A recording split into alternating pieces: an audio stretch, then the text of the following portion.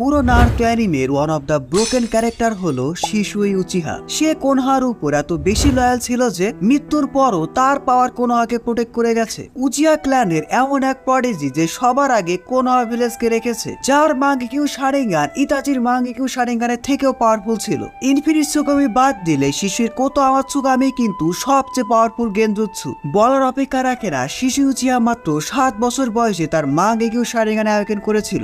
এমনকি সে মাত্র 11 বছর বয়সেই জনিন হয়ে গিয়েছিল। এই ফিটস কাকাশি আমাদের লেজেন্ডারি সানিন এমনকি মিনাতো অ্যাচিভ করতে পারেনি। শিশুর কাছে ইংরেজের সাথে সাথে ফায়ার, উইন্ড এবং লাইটিং এর মাস্টারি ছিল। পুরো 5 গ্রেড নেশনে শিশুর রেপুটেশন এমন ছিল যে বড় বড় লিডাররা তাদের শিনোবিদের অর্ডার দিত শিশুকে দেখে পালাতে। Yes, direct order. শিশুই দা বডি ফ্লিকার বা শিশুই দা টেলিপোর্টার, যেটাই বল। শিশুই ছিল তার সময়ের সবচেয়ে পোটেনশিয়াল শিনোবি। শিশুই যদি মারা না যেত অথবা যদি আরেকটু ক্যারেক্টার ডেভেলপমেন্ট পেত, সে হয়তো মাদারাকেও সারপাস করে ফেলতো। আজকে ভিডিওটা আমি তোমাদের সাথে শিশুই উচিহার লাইফের A to Z ব্যাখ্যা করব। ভিডিওটি অনেক বেশি ইন্টারেস্টিং হতে চলেছে, কিপ ওয়াচিং। 3rd গ্রেড নিনজার সময় শিশু তার নিনজা একাডেমি থেকে গ্রাজুয়েট হয়ে যায়। শিশু এবং তার বেস্ট ফ্রেন্ড একই টিমে ছিল।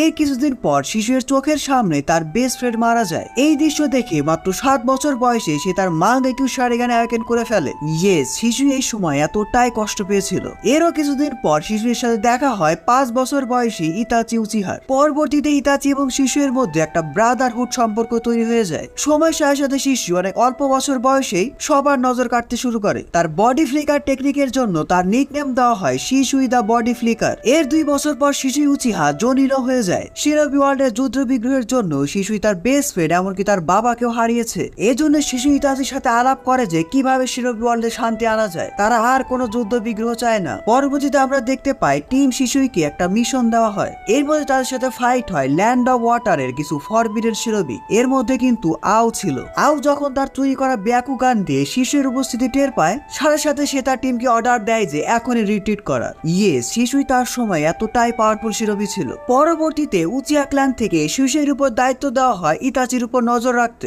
ইতাচি ওই সময় কোনোহা এবং উচিহা ক্ল্যানের ডাবল এজেন্ট ছিল। এটাই সেই টাইমলাইন যখন উচিহারা প্ল্যান করেছিল কোনোহার উপরে অ্যাটাক করার জন্য। পরবর্তীতে আমাদের 2 প্রডিজি ইতাচি এবং শিশুর মধ্যে এ নিয়ে অনেক কথাবার্তা হয়। সময়ের সাথে সাথে উচিহা এবং কোনোহার মধ্যে দূরত্ব বাড়তে থাকে। স্পেশালি 9 টেলস অ্যাটাকের পর পুরো বিষয়টা আরো বেশি ভয়ঙ্কর হয়ে ওঠে। কোনোহা ভিলেজ ভাবতে শুরু করে এর পিছনে কোনো উচিহারই হাত আছে। পরবর্তীতে শিশুই 3rd হোকাগে হিরোজেনের সাথে কথা বলে। শিশুই উচিহা ছিল কাগামি উচিহার ডিরেক্ট ডিসেন্ডেন্ট। কাগামি উচিহা ছিল একমাত্র উচিহা যাকে টোবিরামা ট্রাস্ট করতো। সে টোবিরামার স্টুডেন্ট ছিল। তাকে নিয়ে আমার একটা আলাদা ভিডিও বানানোর প্ল্যান আছে। এই ভিডিওতে 5000 লাইক কমপ্লিট হলেই সেই ভিডিও আসবে। হিরোজেনের সাথে কথা বললেও খুব একটা লাভ হয় না। হিরোজেন শিশুকে ট্রাস্ট করলেও ডানজো শিশুকে এক ফোঁটাও বিশ্বাস করে না। তারপরেও শিশু এদের সাথে কথা বলে ঠিক করে যে সে তার মাঙ্গেকিউ শারিঙ্গান অ্যাবিলিটি কোতো আমাৎসুগামি ফুগাকু উচিহার উপর ইউজ করবে। ফুগাকুই যেহেতু উচিহা ক্ল্যানের লিডার ছিল, এজন্য তার উপর কোতো আমাৎসুগামি ইউজ করে শিশু এই যুদ্ধ থামাবে। কোনোহা এবং উচিহা ক্ল্যানের মধ্যে যুদ্ধ। কিন্তু ডানজোকে তো তোমরা চিনোই,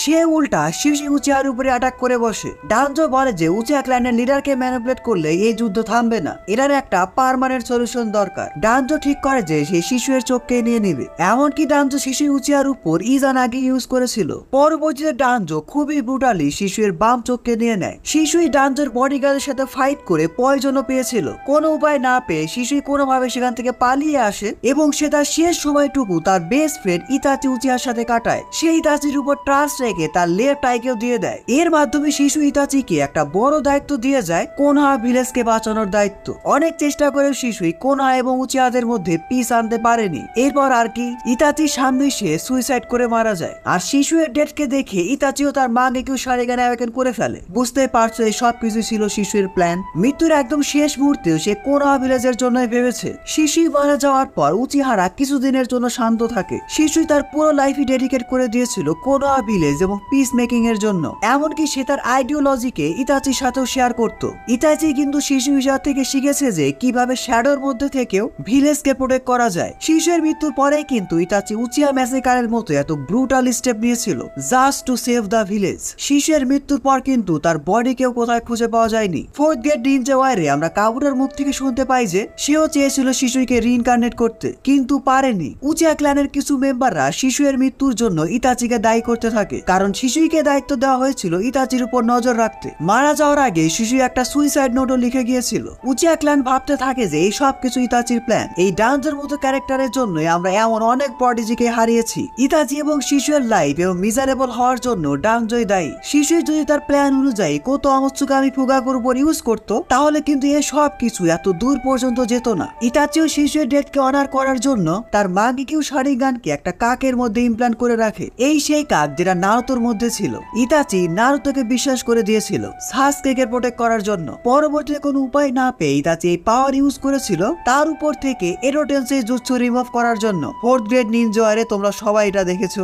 অন্যদিকে সাসকে যখন ডানজোকে মেরে ফেলে, এরপর থেকে শিশুয়ের দুইটা চোখই ডিস্ট্রয় হয়ে যায়। ডানজো এবং ইতাচি দুইজনই শিশুয়ের দুইটা চোখকে একেবারে ডিস্ট্রয় করে ফেলে, যাতে করে শিশুয়ের মাঙ্কিউ শারিঙ্গান ভুল কারো হাতে না পড়ে। একদম ছোটবেলা থেকে শিশুই কিন্তু অনেক হাম্বল শিনোবি ছিল। তার যে পাওয়ার অ্যাবিলিটি এবং ট্যালেন্ট ছিল সেটা নিয়ে কখনো অহংকার করেনি। এত অল্প বছর বয়সে সে এমন ফিটস অ্যাচিভ করেছে যে পুরো নারুতো ভার্সের ইতিহাসে এমন রেকর্ড কারো নেই। এমনকি আমরা শিশুয়ের লাইফ স্টোরি দেখলে বুঝতে পারি যে সে অনেক ওপেন মাইন্ডেড ছিল। শিনোবি ওয়ার্ল্ডের যে তথাকথিত নিয়ম বা যুদ্ধ বিগ্রহ ছিল সেগুলো একদমই পছন্দ করতো না। তার একমাত্র উদ্দেশ্য ছিল পুরো কোনোয়া ভিলেজে শান্তি নিয়ে আসা। এত পাওয়ারফুল হওয়া সত্ত্বেও সে তার অপোনেন্টস এর উপর কাইন্ড হার্টেড ছিল। খুব বেশি প্রয়োজন না পড়লে, এমনকি আনবু ব্ল্যাক কপসে থাকা অবস্থায়ও সে তার অপোনেন্টস এর উপর কাইন্ডনেস দেখিয়েছে। একদম ছোটবেলা থেকে তার চিন্তা ভাবনা ছিল অন্যরকম। এর জন্যই কিন্তু ইতাচির মতো প্রডিজিও শিশুকে ফলো করতো, শিশুয়ের থেকে শেখার চেষ্টা করতো, তাকে একদম মন থেকে রেসপেক্ট করতো। শিশুয়ের ব্যাটেল আইকিউ, অবজারভেশন স্কিল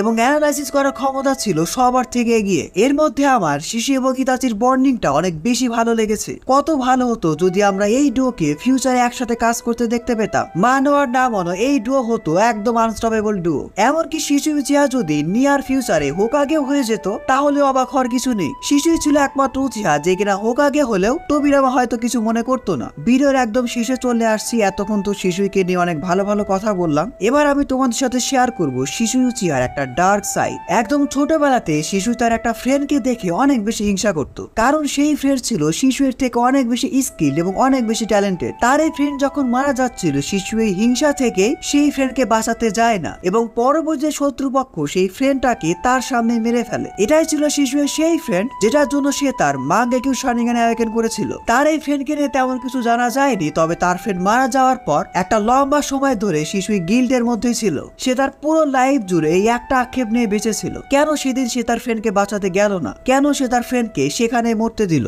কোনোর সাথে সাথে শিশুই কিন্তু উচিয়া ক্ল্যানের উপরও লয়াল ছিল।